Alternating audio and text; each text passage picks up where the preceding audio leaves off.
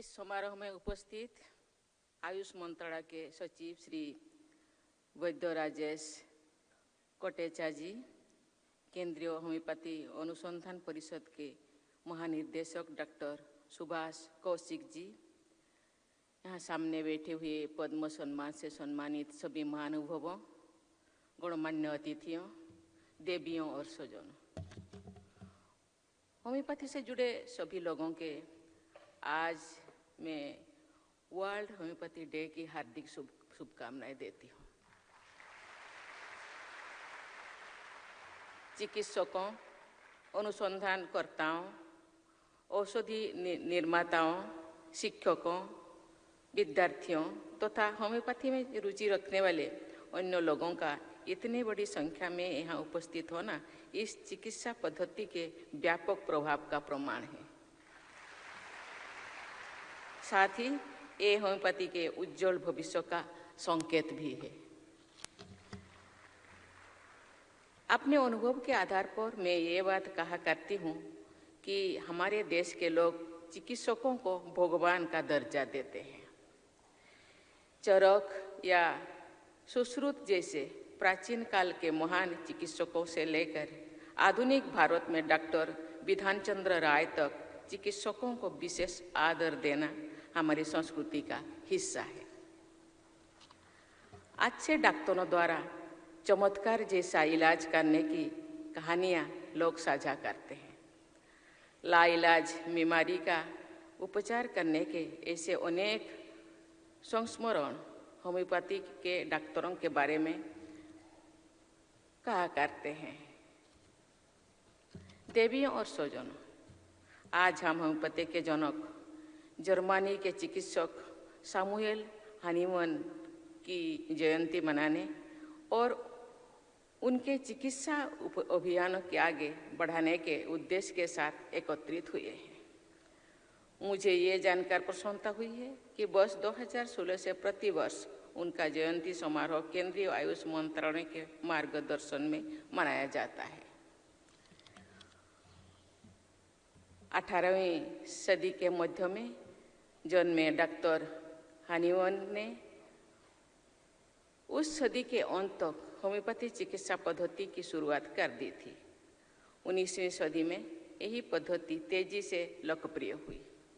19वीं शताब्दी में ही भारत में भी होम्योपैथी का उपयोग शुरू हुआ है। एक सरल और सुलभ उपचार पद्धति के रूप में होम्योपैथी को अनेक देशों में अपनाया गया है। मुझे बताया गया है कि लगभग 80 देशों में इस पद्धति का प्रयोग किया जाता है। पूरे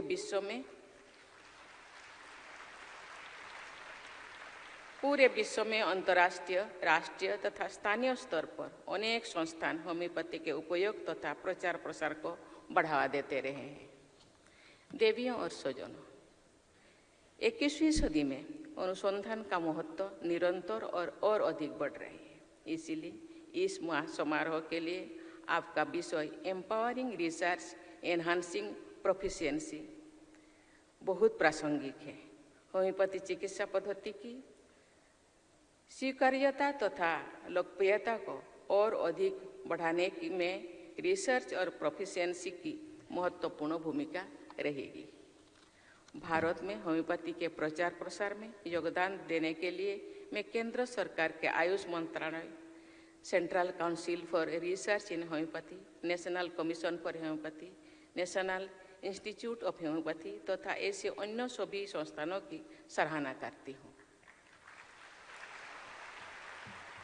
राज्य स्तर पर भी अनेक संस्थान होम्योपैथी के विकास में अपना योगदान दे रहे हैं। ये सभी संस्थान भी सराहना के पात्र हैं। मुझे बताया गया है कि हमारा देश में होम्योपैथी की सुविधाएं प्रचुर मात्रा में उपलब्ध है।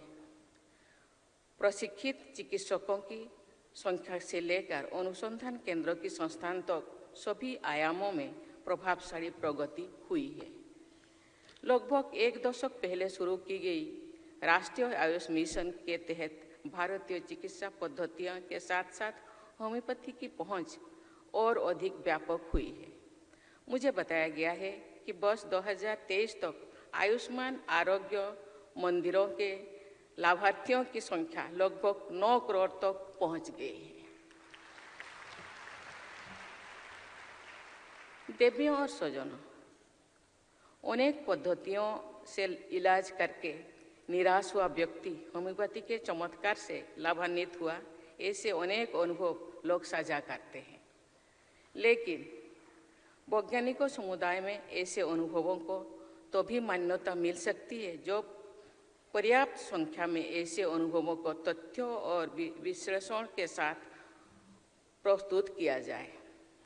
व्यापक स्तर पर किए गए ऐसे तथ्यपरक विश्लेषण को ही ऑथेंटिक मेडिकल रिसर्च कहा जाता है। साइंटिफिक रिगोर को प्रोत्साहन देने से इस चिकित्सा पद्धति के प्रति लोगों में विश्वास और अधिक बढ़ेगा। वैज्ञानिकता ही प्रामाणिकता का आधार है। प्रामाणिकता से स्वीकृति और लोकप्रियता बढ़ती है। इसीलिए रिसर्च को शक्ति प्रदान करने तथा प्रोफिशिएंसी बढ़ाने को अपना ये प्रयास होम्योपैथी के प्रचार प्रसार में उपयोगी सिद्ध होगा। इससे चिकित्सकों और मरीजों की औषधि निर्माताओं और अनुसंधानकर्ताओं सहित होम्योपैथी से जुड़ी सभी लोगों को लाभ होगा। हमारे देश में अनेक होम्योपैथिक कॉलेजेस में bachelor of homeopathic medicine and surgery तथा पोस्ट ग्रेजुएट स्तर की शिक्षा प्रदान की जा रही है। होम्योपैथी की शिक्षण प्रणाली में निरंतर सुधार करने से ये पद्धति युवा विद्यार्थियों के लिए और अधिक आकर्षक बनेगी। युवा पीढ़ी के बड़ी संख्या में जुड़ना होम्योपैथी का उज्जवल भविष्य के लिए अनिवार्य है। हमारी परंपरा में एक बहुत लोकप्रिय कहावत है, आरोग्यं परमं भाग्यं स्वास्थ्यं सर्वार्थ साधनम, अर्थात अच्छा स्वास्थ्य ही सबसे बड़ा सौभाग्य है।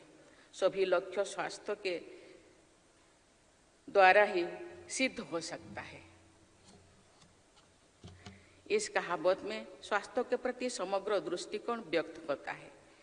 सही अर्थ में स्वस्थ व्यक्ति शारीरिक, मानसिक और आध्यात्मिक सभी स्तर पर स्वस्थ रहता है। होलिस्टिक वेलनेस का ये दृष्टिकोण भारत की परंपरागत चिकित्सा पद्धतियों तथा होम्योपैथी में देखने को मिलता है।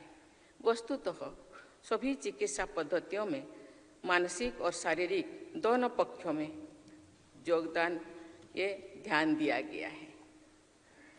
स्वस्थ व्यक्ति ही स्वस्थ समाज का निर्माण करते हैं। स्वस्थ समाज के आधार पर स्वस्थ राष्ट्र का निर्माण होता है। इस आयाम पर हमारे देश में निरंतर प्रगति हो रही है। स्वस्थ और समृद्ध भारत के निर्माण में हेल्थ केयर से जुड़े आप सभी लोगों का महत्वपूर्ण योगदान रहेगा। मुझे पूरा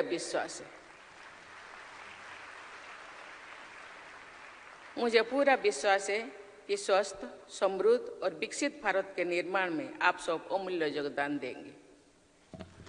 एक बार फिर मैं आप सबको वर्ल्ड होम्योपैथी डे की शुभकामनाएं देती हूँ। इस समारोह के आयोजकों को मैं बहुत बहुत साधुवाद देती हूँ। मैं आप सबके स्वर्णिम भविष्य की मंगल कामना करती हूँ। धन्यवाद। जय हिंद, जय भारत।